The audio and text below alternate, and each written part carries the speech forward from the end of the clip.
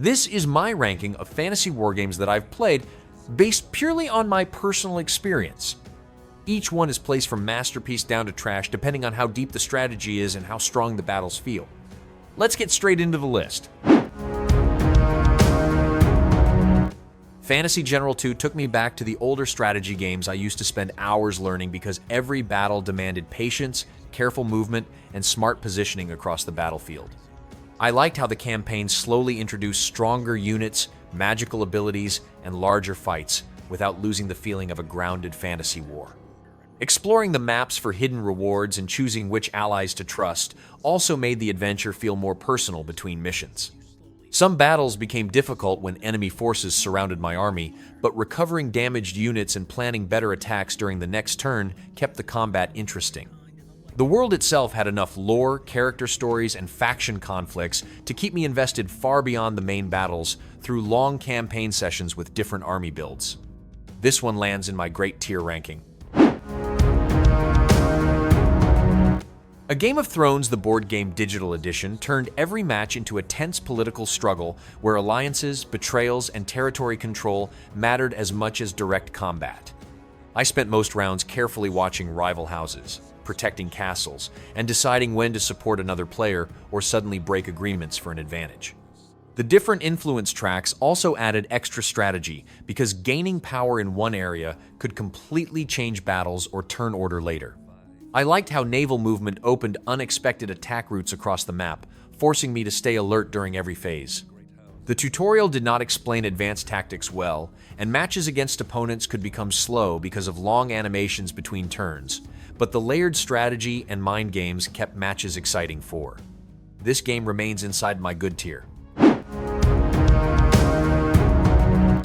Kingdom, Dungeon, and Hero quickly became more enjoyable once I realized the real focus was building powerful hero parties instead of only expanding cities and managing resources.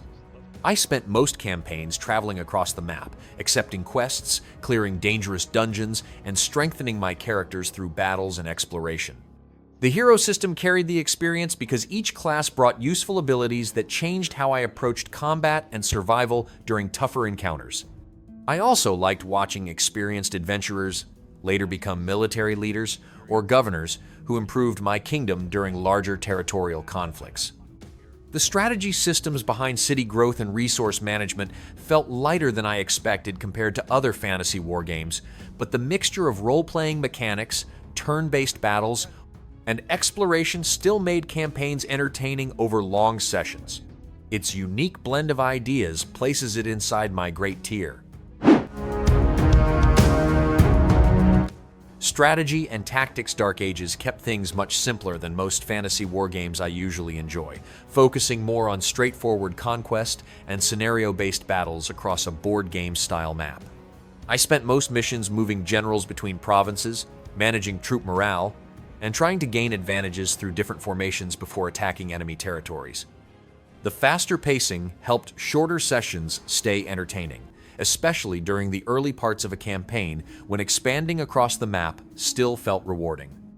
I also liked unlocking stronger generals and improving armies after completing optional objectives between scenarios.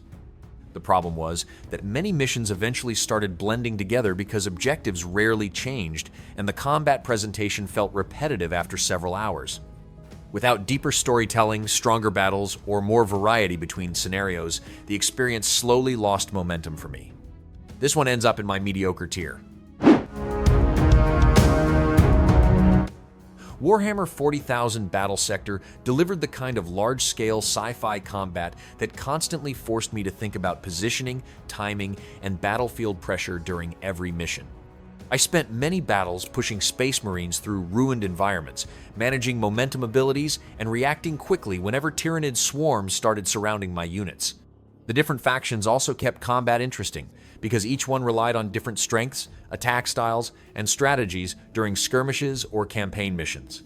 I especially enjoyed using heavy vehicles and elite units since they made larger encounters feel destructive and chaotic without becoming difficult to control. The campaign story itself never stayed very memorable, and I wanted more freedom to customize squads between missions, but the tactical combat remained satisfying through long sessions with multiple factions and game modes. This game secures a place in my excellent tier. Shields of Loyalty leaned heavily into quick tactical warfare, forcing me to think carefully about movement, spell usage, and unit placement during almost every battle. I spent many encounters protecting weaker troops, pushing aggressive attacks with stronger infantry, and experimenting with magical abilities that could suddenly shift the outcome of a fight.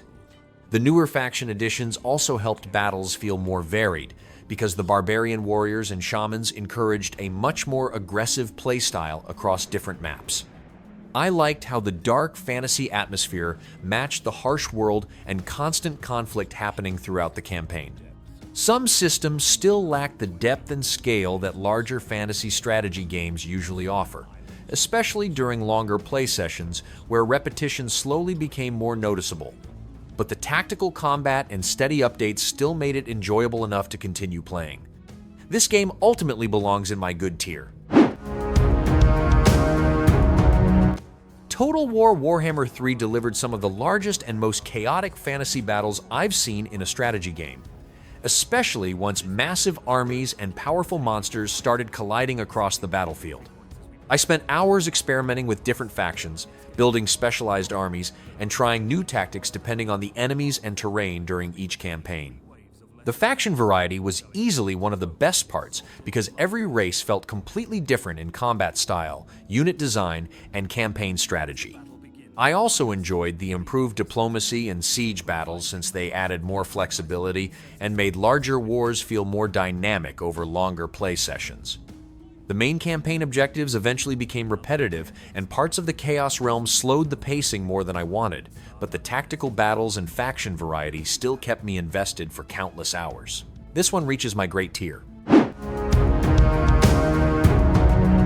Age of Wonders 4 kept pushing me into new campaigns because the amount of customization made every fantasy empire feel completely different from the last one I created.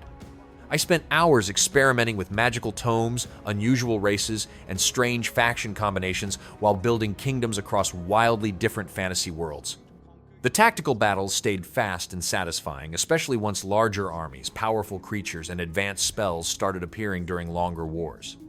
I also liked how the story realms added more personality than standard sandbox campaigns because they introduced memorable enemies and unique objectives across different maps. Some unusual world settings created balance problems or awkward mechanics during certain campaigns, but the Empire customization, strong pacing, and replay value constantly made me want to begin another adventure with an entirely different faction. This one easily reaches my excellent tier.